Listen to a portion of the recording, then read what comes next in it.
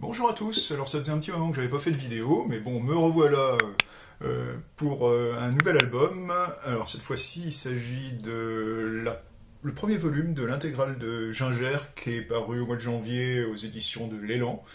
Et Ginger, c'est une série qui a été créée par l'auteur JDM, qui est pas forcément très connu de nos jours, et pourtant il a fait pas mal de choses dans sa carrière, et pas des moindres. Vous allez voir, je vais faire un petit retour, comme d'habitude, sur sa carrière avant de vous montrer un peu le contenu de ce bel album. Alors JDM, en fait, c'est le pseudo de Jean Demesmaeker. Alors si on regarde un peu, d'ailleurs, c'est le nom phonétique de ses initiales, J pour Jean, et Demesmaeker, DM. Il est né en 1935 et il est mort en 2017. Alors quand il était enfant, il avait une santé assez fragile et il restait beaucoup de temps chez lui, plutôt que d'aller à l'école, et il en a profité pour commencer à beaucoup dessiner. Et c'est comme ça qu'il a acquis une technique assez sûre en se référant d'abord à son maître qui était Hergé. Il a beaucoup lu Tintin, mais assez vite, il a changé d'influence pour se laisser influencer par un autre auteur, et pas des moindres, puisqu'il s'agit de Maurice Tilleux. Tilleux, l'auteur de Félix, tout d'abord à la même époque, et plus tard de Gilles Jourdan, très très bonne série que je vous recommande. Alors d'ailleurs, Félix a été vraiment la grande influence de JDM, à tel point que quand il a commencé vraiment à publier de la BD, eh bien, il l'a publié dans le même magazine que Félix, là où la série de Tilleux paraissait, c'est-à-dire dans Heroic Album. Alors pour commencer, Heroic Album publie ce très jeune auteur, puisqu'il a commencé en 1954, c'est-à-dire à peine 19 ans, mais Heroic Album lui confie quand même la dernière page du magazine, qui est une des seules à être en couleur. Ginger, donc, puisqu'il s'agit déjà de cette série, va apparaître comme ça à raison d'une page par semaine pendant plus d'un an. Et ça va donner une première histoire de Ginger, une première histoire à suivre qui s'appelle Ginger et le collectionneur. D'ailleurs, il y aura un album chez BDscope en 1984. Au numéro 31 de 1955 va commencer une deuxième histoire de Ginger, alors toujours publiée à raison d'une planche par semaine en dernière page du magazine. Ça s'appelle Le Baron est fou, et ça va durer comme ça encore près d'un an dans Heroic Album. Pareil, il y aura un album chez BDscope, toujours en 1984. Alors ces deux albums sont assez rares et assez recherchés aujourd'hui, c'est très difficile à trouver. Alors ces deux histoires de Ginger ont rencontré un beau succès auprès des lecteurs dans Heroic Album, et du coup la consacration arrive ensuite, puisque Heroic Album propose à JDM de poursuivre la collaboration, mais cette fois-ci pour des histoires complètes, c'est-à-dire des grandes histoires de 12 pages qui paraîtront entièrement dans chaque numéro d'Heroic Album, et ça pour 7 histoires consécutives. Ça va se passer du numéro 14 au numéro 56 au cours de l'année 1956. Mais malheureusement, il n'y aura pas de suite, tout simplement parce que Heroic Album va arrêter sa parution, en particulier à cause de problèmes légaux avec la France. En effet, Heroic Album était considéré comme publiant des histoires trop violentes pour les enfants. C'est la fameuse loi de 1949 pour les publications destinées à la jeunesse, qui a fait beaucoup de tort à Heroic Album. Alors Heroic Album était une publication belge, mais elle ne pouvait pas survivre sans le marché français et a donc cessé sa parution. Alors d'autres récits de Ginger étaient plus ou moins finalisés, mais du coup ne seront jamais publiés. Alors ça n'arrête pas JDM, qui s'était du coup fait beaucoup remarquer, et il s'est fait remarquer par rien de moins que André Franquin, qui à l'époque était déjà débordé de travail, et lui a demandé de reprendre la série qu'il avait initiée, qui s'appelait Starter, qui était publiée dans Spirou, et qui était une rubrique, en fait, plus qu'une série, une rubrique destinée à l'automobile. Alors en fait, il y avait un grand texte, et puis une illustration qui était faite par Franquin, mais Franquin n'avait plus le temps de s'en occuper, et donc il a demandé à JDM de la reprendre, ce qu'il fera. Alors ça se fera en mars 1956 avec le Spirou 937, mais ça ne sera vraiment officialisé, c'est-à-dire avec la signature de JDM sur la page, qu'en juin 1957. Et cette rubrique, en fait, connaîtra un beau succès et s'étalera vite sur 2 pages par la suite. Alors Starter verra des parutions en album, mais de façon assez chaotique, hein, puisque le succès de ces albums n'était pas forcément toujours au rendez-vous. Et enfin, on verra une vraie publication en album, mais ça a été assez récent, ça s'est fait chez Dupuis. Il y a eu l'intégrale de Starter hein, qui s'est faite sur 5 tomes. Chaque tome est encore disponible et il coûte chacun 35 €, si vous voulez avoir une petite idée de ce à quoi ça ressemble. Ce qu'on ne sait pas toujours, c'est que JDM ne s'est pas contenté de la rubrique Starter, avec son travail proposé par Franquin. Figurez-vous qu'il a pris en charge une bonne partie des gags de Gaston Lagaffe. Ben oui, en fait c'est pas Franquin qui a dessiné beaucoup de gags de Gaston Lagaffe, il faut savoir que c'est JDM. Il assurait d'ailleurs la mise en image, les décors. C'est juste le scénario hein, où Franquin quand même gardait la main, vérifiait que les gags lui convenaient. Franquin a quand même surveillé étroitement ce que faisait JDM, mais c'est JDM qui les dessinait. Alors il dessinait les gags qui paraissaient à l'époque en demi-page en couverture de Spirou. Alors en fait, au final, il a réalisé comme ça plus de 400 gags pour Gaston Lagaffe. Il a juste arrêté quand Franquin a décidé de stopper le dessin sur Spirou et a décidé donc de se consacrer entièrement à Gaston Lagaffe. Là, JDM a rendu le personnage de Gaston à Franquin, entre guillemets, rendu entre guillemets, hein. Mais quand même 400 gags, ce n'est pas rien. JDM a aussi réalisé avec Franquin les décors de plusieurs aventures de Spirou, dont le nid du Marsupilami, Z comme Zorglub et quelques autres. Donc ils ont travaillé quand même étroitement l'un avec l'autre pendant de nombreuses années. Dernière chose pour laquelle JDM est assez connu, c'est pour sa série Sophie. Alors Sophie en fait c'est au départ un personnage secondaire de Starter, mais qui a pris assez vite de l'importance au point de supplanter le héros initial et elle a pris une vie indépendante. Elle a même connu de nombreux albums hein, dont la parution s'étale entre 1968 et 1995 et au final alors Sophie c'est une série assez sympathique hein, c'est assez joli, c'est une série pour enfants, mais qu'un adulte peut lire sans problème. Il va y trouver son compte. Si vous êtes intéressé, il existe des intégrales hein, qui sont parues chez Dupuis et qui sont encore disponibles. Et ces intégrales, comme toujours chez Dupuis, sont assez complètes. Je vous les recommande. Voilà ce que je pouvais dire en très accéléré sur la carrière de JDM. Maintenant, je vous propose de regarder plus en détail donc ce nouvel album, hein, nouveau, non, c'est une compilation, hein, vous l'avez compris, hein, de sa série Ginger. Alors c'est pas dans l'ordre chronologique hein, dans cet album, hein, c'est pas les premiers épisodes qui paraissaient à raison d'une planche par semaine qui sont à l'intérieur. On va voir tout de suite, hein, ces épisodes seront prévus pour le tome 2, puisque là c'est bien marqué que c'est un tome 1, il y a un tome 2 qui va suivre. Voilà, on regarde ça tout de suite. Alors voilà ce bel album. Je vous montre un peu la tranche et puis l'arrière de la couverture. Voilà, donc on va l'ouvrir.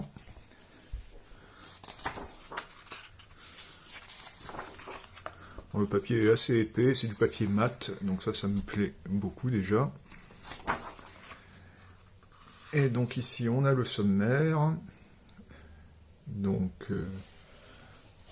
tout un dossier qui ouvre l'album, et puis après, les 7 récits complets qui sont parus dans Heroic Album, comme je le précisais plus tôt. Donc, on commence par le dossier, alors, qui est toujours rédigé par Daniel Despessemier. C'est le gérant de la structure Les Éditions de l'Élan. Hein. Alors, on commence par une première partie sur JDM, donc avec pas mal d'illustrations alors de sa série Starter. Là, avec un album qui était paru dans la collection Péché de jeunesse chez Dupuis, une collection qui n'existe plus depuis longtemps. Donc ça, c'est un album qui est une réédition relativement récente. Ça, c'est le premier album de Sophie, le personnage dérivé de la série Starter.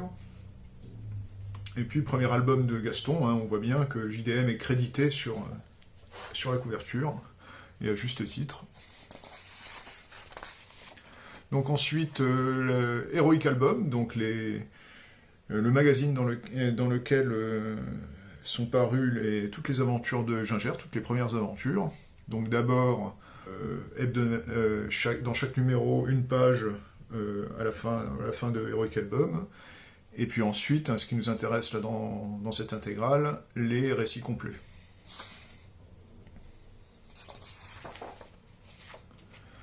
Donc ici, c'est un petit paragraphe sur la jeunesse de JDM, avec quelques-uns de ses tout premiers dessins. Donc là, des dessins de 1954, au moment où il avait 19 ans. Quand même. Vous voyez qu'il était déjà assez doué. Alors, des photos d'époque.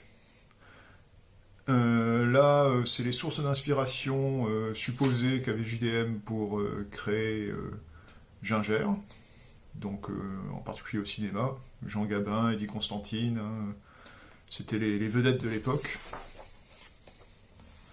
Et puis au niveau des romans, alors du roman noir principalement, Chandler, Hamet.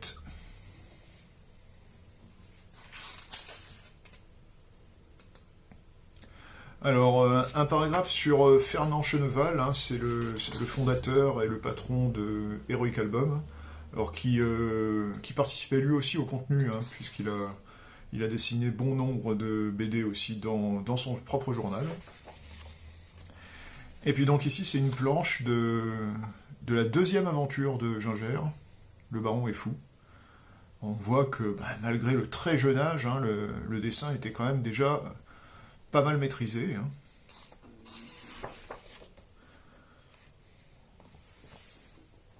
Alors ici encore des références cinématographiques et littéraires, en particulier des romans de la série noire. Alors là, un paragraphe sur la rencontre de JDM et du patron des Heroic Album.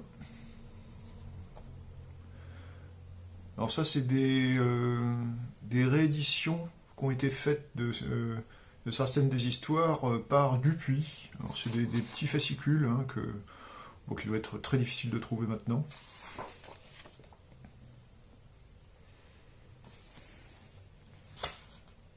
Voilà. Donc là, ils annoncent déjà le tome 2. Donc on attend de voir exactement quel sera son contenu. On ne sait pas encore exactement. Je suppose qu'il y aura les deux premières aventures qui étaient parues à la fin des Heroic Album. Ce serait un minimum qu'elles y soient. J'espère qu'elles vont y être. Bon, et puis les récits inédits, donc Ginger et le collectionneur, qui est la première aventure. Alors il y a eu plusieurs versions d'ailleurs de cette.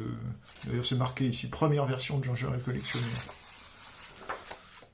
Elle a été redessinée une deuxième fois. Là pareil, première version de Le Baron est fou. Donc c'est des documents assez rares, ça.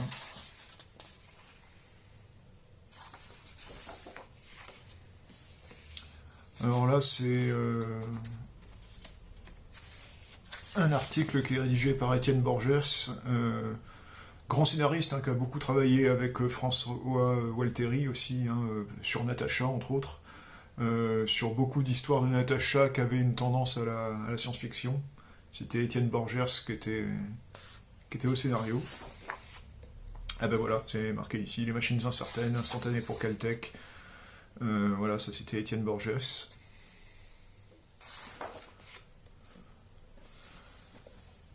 Alors ça c'est les aventures modernes de Ginger, qui sont parues dans le journal de Spirou plus tard. Alors ces albums, je ne vais pas en dire trop maintenant, puisque je vais vous les présenter après la présentation de cette intégrale, puisque j'ai la chance de les posséder. Alors pas ces éditions-là, mais je possède Les Yeux de Feu.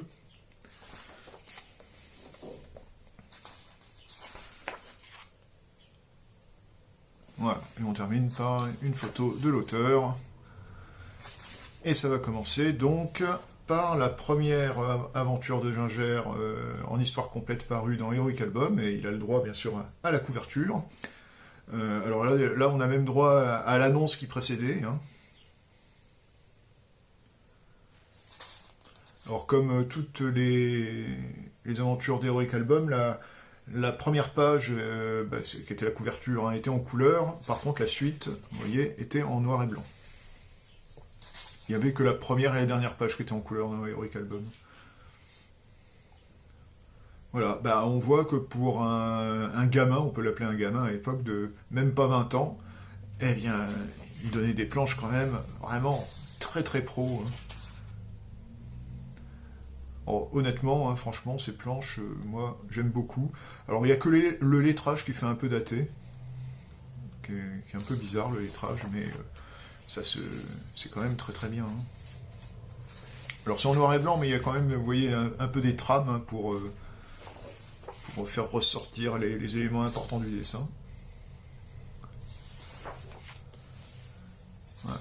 Alors, souvent, alors c'est le cas pour Tillieux aussi avec Félix.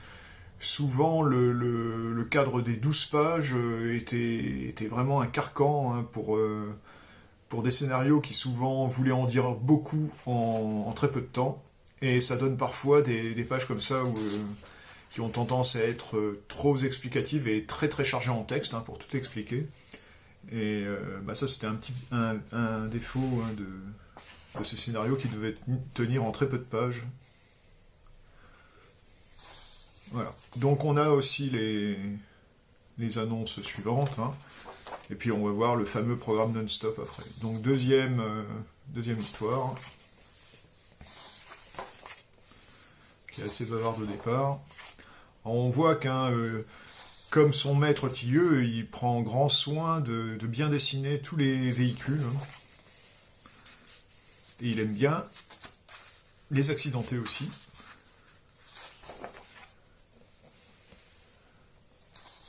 Regardez le soin apporté au décor, c'est quand même assez impressionnant.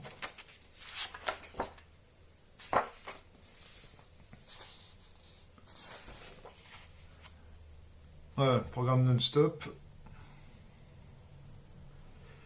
Alors c'est pas vraiment un programme non-stop, ça en fait c'est une scène extraite, mais on va voir après le programme non-stop.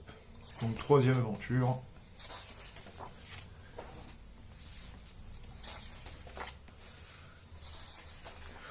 Je ne fais aucun commentaire hein, sur les histoires en elles-mêmes. Il faut les lire pour les apprécier. Mais pour ceux qui connaissent, ça se voit que c'est quand même grandement inspiré de Félix de Tillieux. Hein, c'est exactement le même genre. Et franchement, les histoires de Ginger n'ont pas à rougir face au Félix de Tillieux. C'est peut-être pas au même niveau, mais c'est quand même du très très bon. Ah voilà, le programme non-stop qui démarre. Alors le programme non-stop, pour ceux qui ne sauraient pas, c'était des pages supplémentaires qui étaient intercalées entre deux histoires complètes pour faire patienter les lecteurs avant la prochaine histoire, hein, parce que bien évidemment, une histoire de Ginger de 12 pages, il n'y en avait pas une toutes les semaines. Il fallait attendre plusieurs numéros pour avoir la suite. Et donc, il publiait quand même dans les numéros qui s'intercalaient des bouts d'histoire en fait. Hein.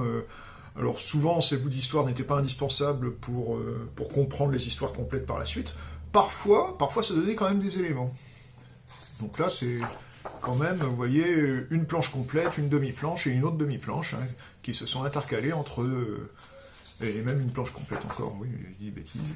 Qui se sont intercalés avant cette histoire, la mort et les 4 petits copains. On a droit aussi aux pages d'annonce. Hein.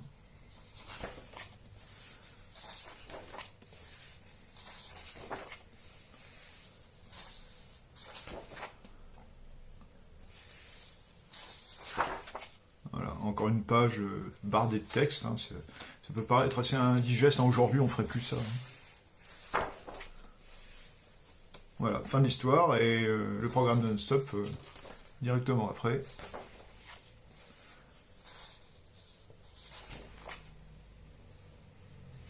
en chasse.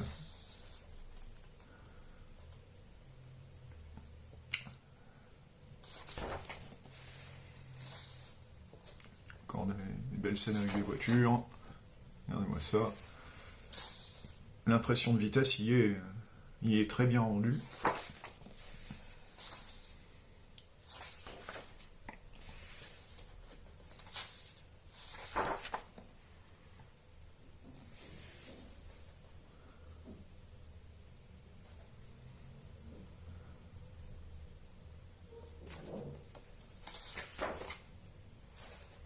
Vous voyez, parce que je parlais de la censure, hein, ici il y avait assez peu de censure, hein, par exemple quand on voit des armes en gros plan comme ça, c'était pas forcément courant, hein, dans les BD de l'époque.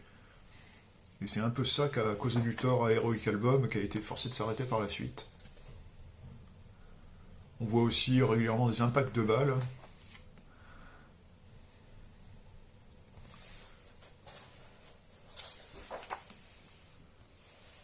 Toujours le programme non-stop.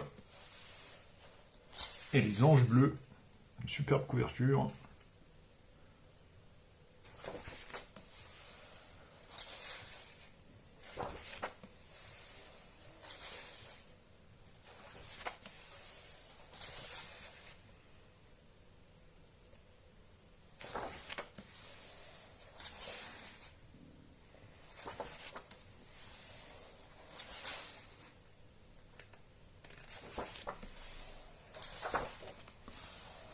Le programme non-stop à nouveau.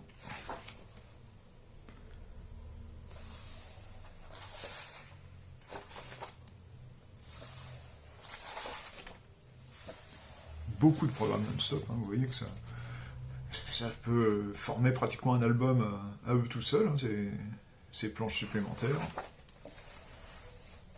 La semaine prochaine, il y a carrément 2 planches qui se fait rouler. Regardez-moi cette superbe voiture.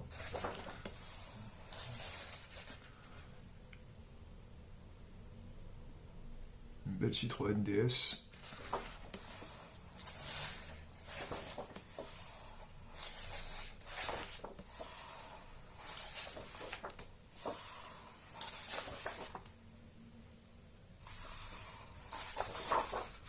Et voilà, 158 pages de très très bonne BD. Bon, avec les anciennes éditions des éditions de l'Élan. Alors, c'est ce qui reste disponible. En fait, il y a beaucoup de choses qui ont été épuisées, hein. En particulier les aventures de Félix. Il n'y a plus beaucoup de volumes qui sont disponibles. Voilà. Pour ce unboxing de Ginger Intégral tome 1. Bon, alors au niveau des notes, qu'est-ce que je peux dire? Alors, tout d'abord, comme toujours chez les éditions de l'Élan, alors la présentation est homogène avec les anciens albums qu'ils ont déjà sortis, hein, le dos, la couverture à base de planches originales, la 4e de couve qui annonce le contenu, tout ça c'est très bien. J'en ai déjà parlé, le papier est bien épais et bien mat, donc pas de problème de reflet pour la lecture, c'est très bien. L'impression est nickel, hein. D'ailleurs, de toute façon, vous vous en rendez bien compte, hein, ça ne bave pas, c'est très net, ça donne un vrai plaisir de lecture, donc pas de problème du tout. Alors je commence par la qualité de fabrication, donc eh bien là c'est pas un sans faute, parce que ça peut toujours être mieux, mais c'est d'un très très bon niveau, hein. C'est pour ça que je vais attribuer sans problème un 4 sur 5 à la qualité de fabrication. Ensuite, au niveau des bonus. Alors, au niveau des bonus, il y a tout d'abord le gros dossier introductif. Alors, il y a du bon et du moins bon, hein, dans ce dossier introductif, hein.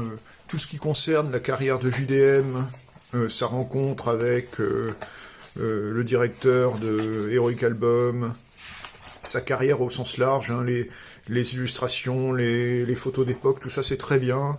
Les planches originales qui sont reproduites, c'est très bien.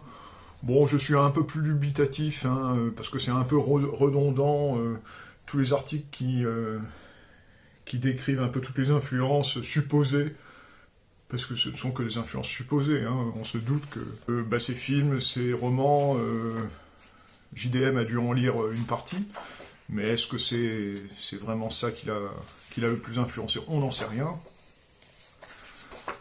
Donc je suis un peu plus dubitatif sur cette partie-là. Mais bon, le dossier est quand même assez conséquent, assez intéressant et assez plaisant à admirer au niveau des illustrations, donc c'est quand même une très bonne chose. Après, deuxième très bonne chose pour les bonus, c'est tous les programmes non-stop. Là, on a l'intégralité des programmes non-stop, et vous avez vu que c'est pratiquement un album de plus à eux tout seuls, hein, ces programmes non-stop, si on les additionne, hein, ça fait quand même beaucoup de planches supplémentaires qui sont très plaisantes à lire, de surcroît. Donc, vous avez les pages d'annonces, en fait, on a la totale, hein, au niveau du Gingère des Heroic Albums, et ça, c'est un très très bon point.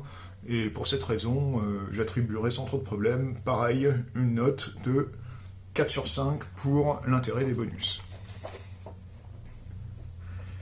Et puis pour terminer, en ce qui concerne l'intérêt général, hein, de l'album, hein, ma note générale, eh bien j'ai pris beaucoup de plaisir à lire ça. Alors moi, je ne connaissais que les aventures modernes de Gingère, hein, je n'avais jamais lu ces aventures-là.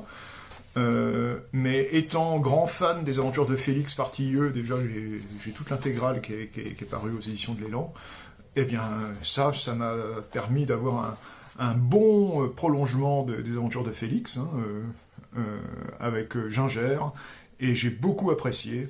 Donc, alors c'est pas un chef-d'œuvre intemporel, hein, mais c'est quand même de la très bonne BD comme je l'aime, et donc j'attribuerai aussi la note de 4 sur 5 à cette première intégrale de Gingère. Seul petit reproche, je terminerai là-dessus, c'est le prix. Le prix que je trouve un peu excessif quand même, hein. Il y a de l'inflation, mais ok, mais ça commence à devenir cher.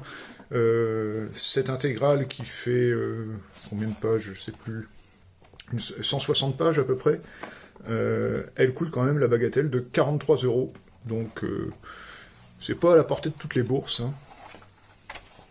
Donc voilà, c'est le seul petit reproche que je peux faire à ce livre, qui est quand même un très bon livre. Voilà donc ce que je pouvais dire sur cette belle intégrale, mais alors je vais pas m'arrêter là quand même, hein, puisque Gingère, après Heroic Album, a eu une seconde vie, qui lui a été offerte dans le magazine Spirou, et j'ai réussi donc, au cours de mes achats dans ma jeunesse, hein, à acquérir bien les albums qui en sont sortis, alors pas les éditions originales, mais des éditions ultérieures que je vais vous présenter maintenant, et on va voir que Gingère a assez bien évolué, hein, dans cette nouvelle série. Alors voilà donc les albums de Gingère en question, mais avant de vous les montrer, je vais faire un petit retour sur l'édition des aventures de Gingère au sein de Spirou, car ça a été un peu compliqué. Alors ça a commencé en 1976 en fait. Spirou à l'époque proposait dans le journal un petit supplément agrafé au centre du journal en noir et blanc.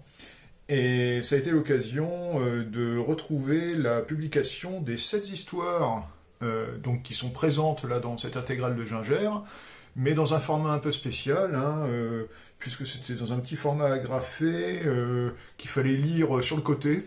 Bon, il y avait même une petite remise en contexte à la fin de la première histoire, et donc il y a les 7 histoires qui sont parues comme ça, les unes après les autres, hein, dans Spirou en 1976. Bon, mais c'était pas de l'inédit en fait, puisque c'était les mêmes histoires que dans l'intégrale que je vous ai présentée.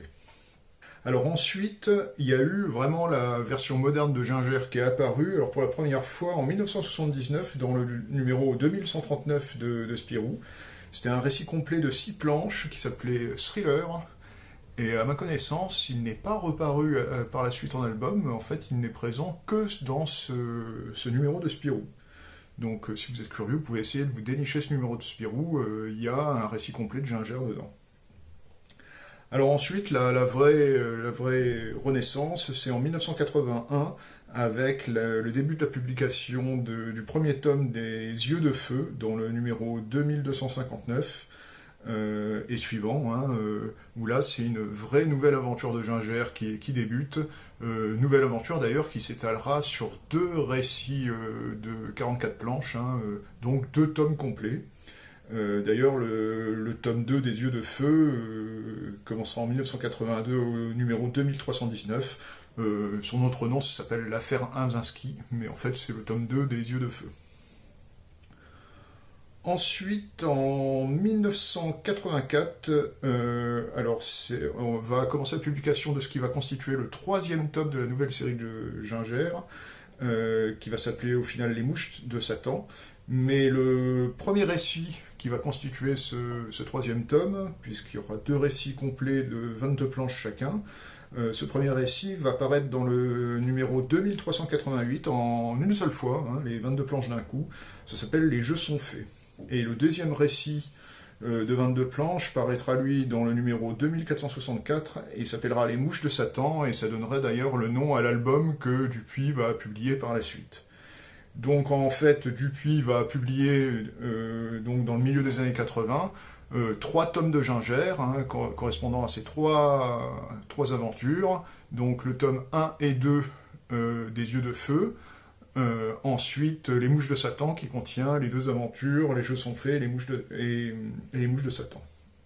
Voilà. Donc, ces albums aux éditions Dupuis, ils ont été...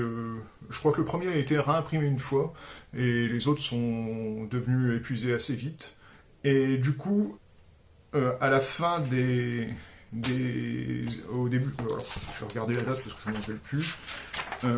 C'est donc, au début des années 2000. C'est la structure qui s'appelle PET Productions, et puis un peu plus tard, qui sera renommée en Joker, a publié coup sur coup 4 albums de Ginger. Alors vous allez me dire 4, c'est bizarre, il n'y en avait que 3. Alors oui, les 3 premiers, ils sont connus. Alors les Yeux de Feu, donc, que je vous montre, ici. Voilà, édition Joker, une division de PET Productions. Vous voyez, c'est la même chose. Donc, bien imprimé, pas de problème. Voilà, qui remplace avantageusement l'édition originale de Dupuis. L'affaire Inzinski, alors là c'est pas marqué Les Yeux de Feu 2, hein, mais c'est bien la suite des Yeux de Feu. Voilà, d'ailleurs il y a un résumé du premier tome qui ouvre l'album. Vous voyez que le graphisme de JDM a bien évolué, hein, depuis ses premiers récits dans Heroic Album. Hein. Alors bien sûr, les voitures sont plus modernes, les décors sont très très détaillés, comme toujours chez JDM, et ça c'est toujours un plaisir.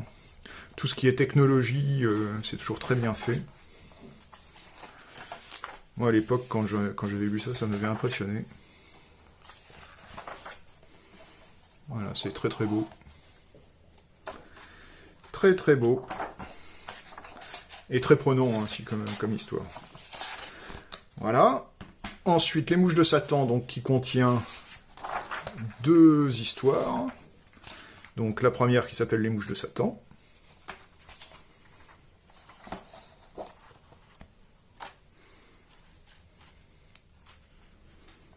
Et la deuxième qui s'appelle Les Jeux sont faits.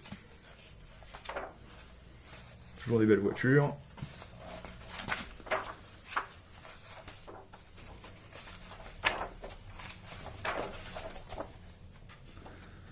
Voilà.